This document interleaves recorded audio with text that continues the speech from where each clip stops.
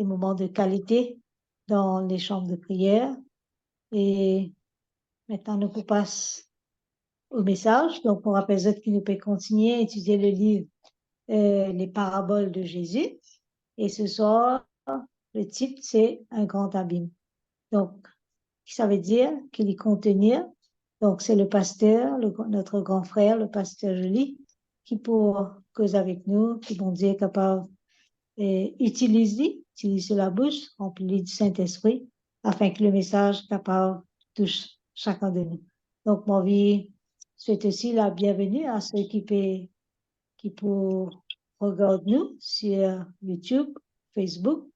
Donc, qui bon Dieu bénisse, bénit tout un chacun. Soyez les bienvenus sur ce plateau et qui, tous ensemble, nous capables écoutent et recevoir les messages de Dieu. À vous la parole, Pasteur Julie. Merci beaucoup, Marie-Claire. Alors, comme on le dit,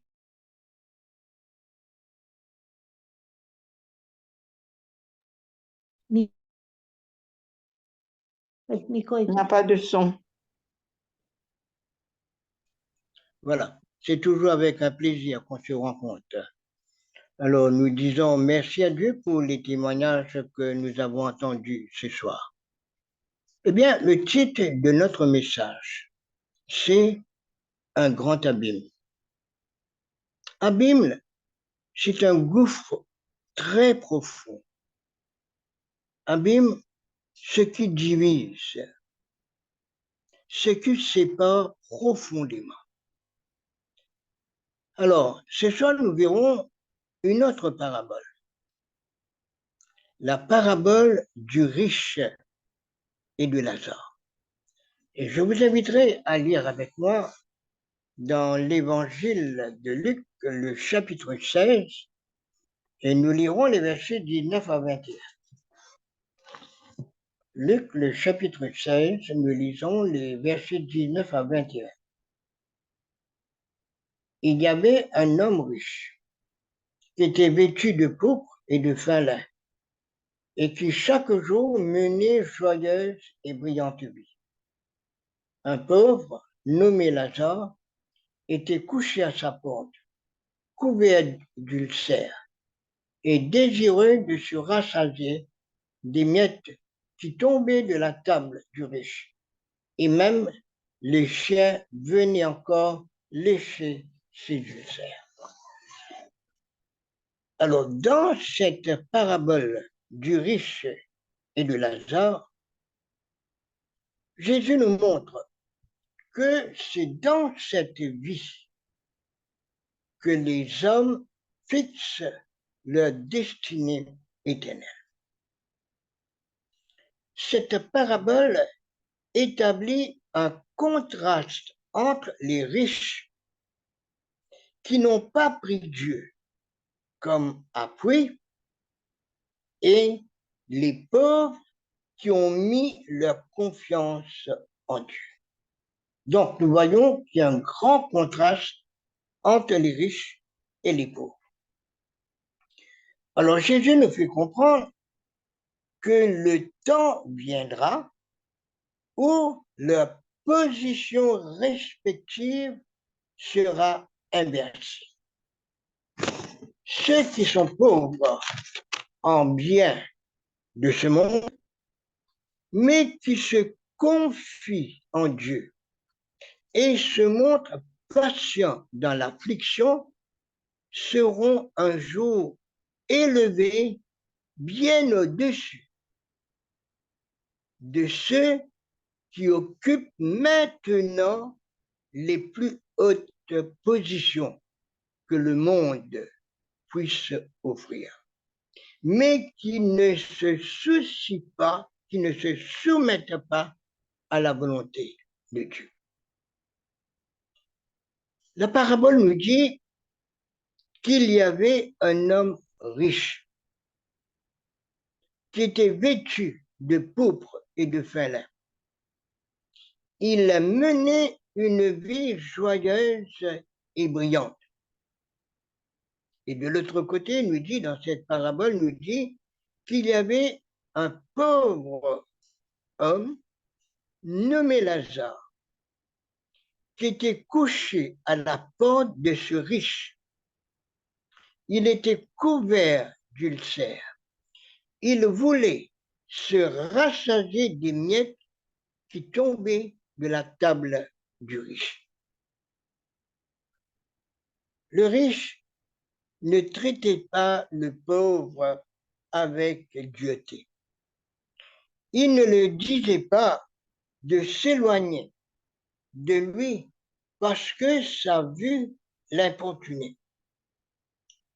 Le riche voulait bien tolérer que ce pauvre, cet homme malade, reste à sa porte. Mais il était égoïstement indifférent aux besoins de cet homme qui souffrait. Et à cette époque, il n'y avait pas d'hôpitaux. Les malades et les nécessiteux étaient exposés au regard de ceux auxquels Dieu avait confié des biens afin de recevoir d'eux du secours et de la sympathie. Lazare, lui, le pauvre, il avait un grand besoin d'aide. Il n'avait pas d'amis, il n'avait pas de maison, il n'avait pas de ressources, il n'avait pas de pain. Et ce pauvre Lazare était réduit à une triste existence chaque jour. Mais le riche avait tout ce qu'il voulait. Il pouvait bien soulager la misère de ce malheureux. Mais il vivait que pour lui.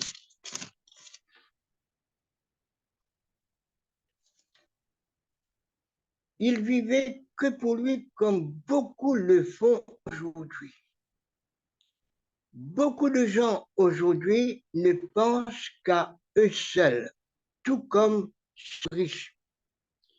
Ils ne font pas du souci pour les autres. Et c'est ce que ce riche faisait. Un homme malade devant sa porte, il ne prenait pas soin de lui. Aujourd'hui, autour de nous, il ne manque pas de personnes qui souffrent de la faim, qui manquent de vêtements et qui n'ont pas de foyer. Il y en a beaucoup autour de nous.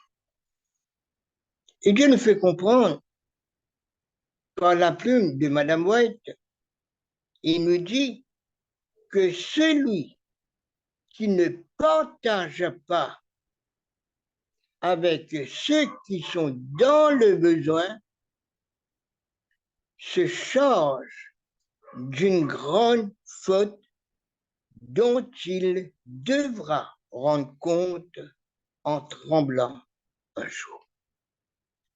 J'aimerais redire cette pensée. Dieu nous fait comprendre, il nous dit, celui qui ne partage pas avec ceux qui sont dans le besoin se charge d'une grande faute dont il devra rendre compte en tremblant un jour.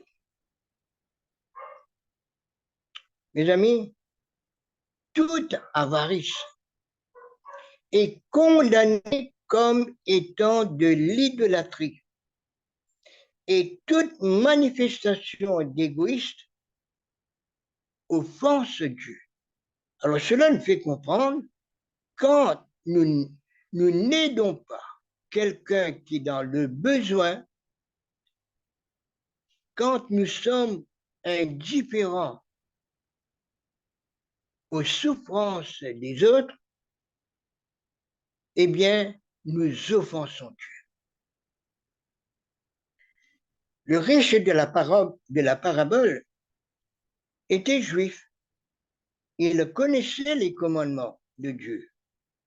Mais il oubliait qu'il devait rendre compte de l'usage des biens et des talents qui leur avaient été confiés. Dieu lui avait donné beaucoup de bénédictions, mais il les avait employées égoïstement pour sa propre gloire et non pour celle de son Créateur. Mes amis, le riche aurait dû employer ses biens au service de l'humanité, selon l'abondance des richesses qu'il avait reçues. Rappelons-nous, mes amis, que si Dieu nous permet d'avoir des biens, eh bien que nous devons penser à ceux qui sont autour de nous et qui sont dans le besoin. Si Dieu nous donne, eh bien c'est de pouvoir prendre soin aussi de ceux qui sont autour de nous. Alors la parole de Dieu nous dit que le riche ne se souciait pas de ses devoirs envers Dieu et envers les autres. Et oubliant qu'il devait rendre compte à Dieu, il s'adonnait entièrement à ses plaisirs. Le riche ne pensait pas aux autres, eh bien, il ne faisait que s'amuser, passer du bon temps avec les autres. Alors, il se laissait tellement absorbé par la société de ses amis qu'il perdait le sentiment de la responsabilité de collaborer avec Dieu dans son ministère de miséricorde. Le riche avait l'occasion de comprendre la parole et de la mettre en pratique, de mettre en pratique les enseignements de Dieu.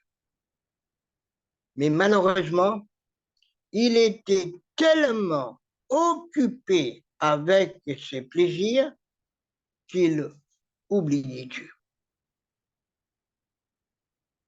Il est arrivé un moment où la condition de ces deux hommes ont changé. Le pauvre Lazare avait souffert jour après jour. Il avait tout supporté sans se plaindre. Et il finit par mourir et fut enseveli. Par sa patience dans les douleurs, il avait été un témoin de Christ. Mes amis, Lazare représente le pauvre qui a la souffrance en partage, mais qui a confiance en Dieu, qui croit en Jésus. Et lorsque la trompette sonnera et que tous les saints qui sont dans les sépulcres entendront la voix du Christ et en sortiront, ils recevront leur récompense. Donc, cela nous montre que si on a confiance en Dieu, mais quelle que soit notre situation, si on reste fidèle à Dieu, si on le recherche, au retour de Jésus, nous aurons notre récompense. Le riche, lui, il n'a pas perdu de vue qu'il était un enfant Abraham. Et dans sa détresse, c'est à lui qu'il adresse ses cris. Alors, voyons ce qu'il nous est dit au verset 24. Luc, le chapitre 16, le verset 24. Il nous dit, alors nous lisons à partir du verset 23. Dans le séjour des morts, il leva les yeux Et tandis qu'il était en proie au tourment, il vit de loin Abraham et Lazare dans son sein. Il s'écria, Père Abraham, aie pitié de moi et envoie-moi Lazare pour qu'il trempe le bout de son doigt dans l'eau et me rafraîchisse la langue, car je souffre cruellement dans cette flamme. Écoutez le verset 25. Abraham répondit, mon enfant, souviens-toi que tu as reçu tes biens pendant ta vie et que Lazare a eu les maux pendant la sienne. Maintenant, il est ici, consolé, et toi, tu souffres. Donc, nous voyons que la situation, la position de ces deux hommes ont changé. Alors, nous voyons ici, dans ce verset 24, que le riche adresse sa prière à Abraham et il n'est pas exaucé. Pendant sa vie, le riche n'a pensé qu'à ses plaisirs. Et maintenant, il s'aperçoit trop tard qu'il ne s'est pas préparé pour l'éternité. La parabole du riche et de Lazare montre comment les catégories d'individus représentées par ces deux hommes sont considérées dans le monde invisible. La richesse n'est pas un péché si elle a été acquise honnêtement. Un riche n'est pas pardonné parce qu'il a beaucoup de ressources, mais il est condamné parce qu'il use avec égoïsme. Il est égoïste. Il est condamné parce qu'il ne prend pas soin des autres. Le riche se ferait mieux de faire du bien aux autres, car on ne peut pas emporter de l'argent dans l'au-delà. Il ne serait du reste d'aucune utilité. Alors nous pouvons être très très riches ici-bas et lorsque nous mourrons, eh bien, nous n'allons pas porter cet argent avec nous. Alors il est important pour nous, si Dieu nous permet d'être riches, si Dieu nous permet d'avoir certains biens, ce n'est pas pour que nous puissions nous en servir personnellement, mais c'est surtout pour pouvoir aider les autres dans le besoin et surtout de pouvoir partager la bonne nouvelle. Ceux qui emploient les dons du Seigneur uniquement pour leur satisfaction personnelle, qui ne viennent pas en aide à leurs semblables et qui ne contribuent en rien à la progression de l'œuvre de Dieu dans ce monde, déshonorent leur Créateur. Mes amis, si nous ne faisons rien pour aider ceux qui sont dans le besoin, si nous ne faisons rien pour aider ceux qui souffrent, nous déshonorons Dieu. Ils sont coupables de vol envers Dieu. Et voilà ce qui est écrit dans les livres du ciel en face de leur nom. Eh bien, si Dieu nous permet d'avoir certaines richesses, certaines bénédictions, il nous a bénis, et si nous sommes indifférents aux souffrances des autres, si nous n'aidons pas les autres, si nous ne venons pas en aide aux autres, eh bien, on est considéré comme voleur dans le registre du ciel. Le riche avait tout ce que l'argent pouvait donner, mais il ne possédait pas le capital nécessaire pour maintenir son compte en règle avec Dieu. Il avait négligé l'essentiel.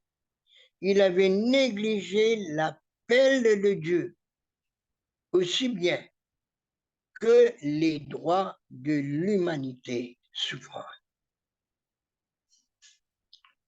Le riche avait été favorisé d'une double bénédiction matérielle et spirituelle, mais il refusait de coopérer avec Dieu. Il ne devait pas constamment rechercher son intérêt. Il lui était demandé de se souvenir des malheureux et de partager avec eux. Et c'est notre devoir aujourd'hui.